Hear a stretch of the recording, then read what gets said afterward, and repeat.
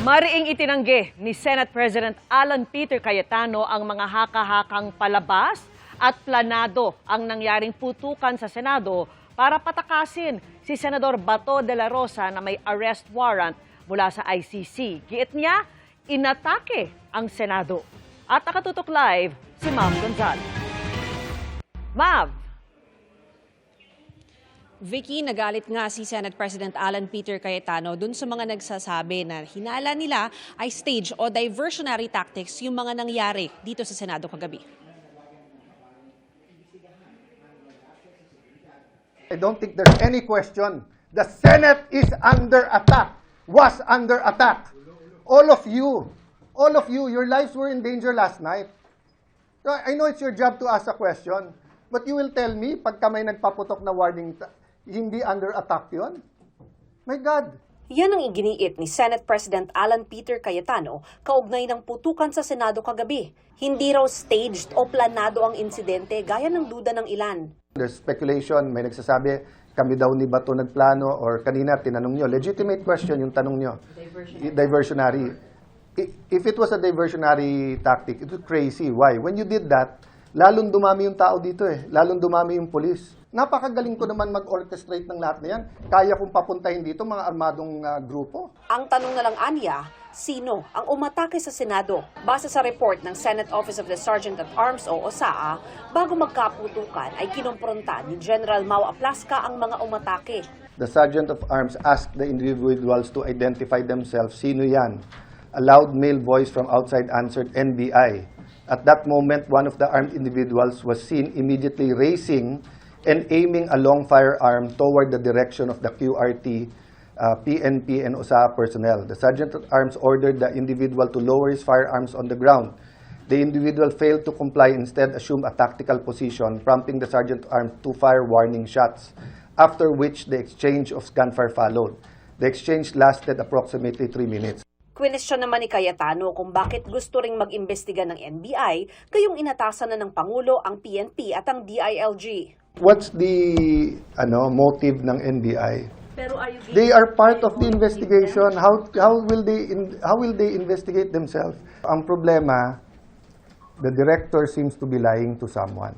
Is he lying to the palace? Is he lying to me? Is he lying to us? Is he lying to ano? So ayusin niya muna sarili niya, di ba? They're under investigation also So, ilabas niya muna lahat ng facts bago kami mag-usap. Hinihinga namin ng pahayag dito si NBI Director Melvin Matibag. Si Senador Amy Marcos naman, nagtataka kung bakit nagsialisa na ang ilang minority senators kagabi bago magkaputukan. Sina Senator Gatchalian ang nagpapasal sa tao ng foreign sila. Pero ano kami, sabi, alam ba nila ang kami nagkakaroon at inaabangan yung paglalapit ng mga articles. Ayon kay Marcos, nakatanggap din umano ng abiso si Senador Loren Legarda para umalis na ng Senado. Hinihingan pa namin ng pahayag si Legarda. Sina Zubiri at Gatchalian naman, itinanggi na nakatanggap sila ng abiso. Sabi ni Zubiri, hindi naman daw siya imbitado sa ginagawang majority caucus, kaya umuwi na siya matapos mag-adjourn ng sesyon. Sabi naman ni Gatchalian, umuwi siya ng bandang alas 7 ng gabi, gaya ng nakagawian niya mula Lunes hanggang Huwebes. Kinundi na rin ng mga senador ang insidente at nanawagan ng matinding investigasyon. Sabi naman ni Senador Risa Hontiveros, para maiwasan ang panibagong karahasan at tensyon sa Senado, sana sumuko na si Senador Bato de la Rosa. Pagkatapos naman ng kaguluhan, kinumpirma ni Senate President Cayetano na nakaalis na sa Senado si De La Rosa. Binasa rin niya ang text ng misis ni De La Rosa na mensahe sa mga senador at sa publiko. I'd also like to ask for forgiveness for all the confusion and havoc it has created in the Senate. It is for this reason I am sure that Ronald made his, in quotation mark, escape. He told me habang tumatagal kasi siya dyan sa loob ay mas nadadamay pa kayo.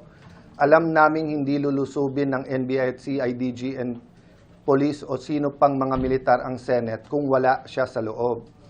Kaya kahit na gaano siya ka-safe dyan, mas nangibabaw pa rin para sa kanya ang safety ng lahat. Giit ni Cayetano, hindi tumakas si De La Rosa dahil wala namang warrant of arrest na iprinisenta sa kanya at hindi siya nakadetain. Pero wala na siya sa protective custody ng Senado ngayong wala na siya sa gusali. Voluntary siyang umalis. What we're protecting actually is the sanctity of the Senate, hindi siya. Like any other citizen, he has his rights. As a person, as Alan Cayetano, as a lawyer, I'll protect his right kahit saan siya. As Senate President, I'm protecting the integrity ng Senate. Na kung mag-aaresto ka dito, dapat legitimate, dapat coordinated. Vicky, naghain ng resolusyon sina Senador Amy Marcos at Bam Aquino para imbestigahan ng Senado yung nangyari kagabi. Sumulat na rin si Senator Amy sa Pangulo na pansamantalang sibakyan ng ilang matataas na opisyal ng NBI para raw magkaroon ng buo, malaya at walang kinikilingang investigasyon. Vicky? Maraming salamat sa iyo, Mav Gonzalez.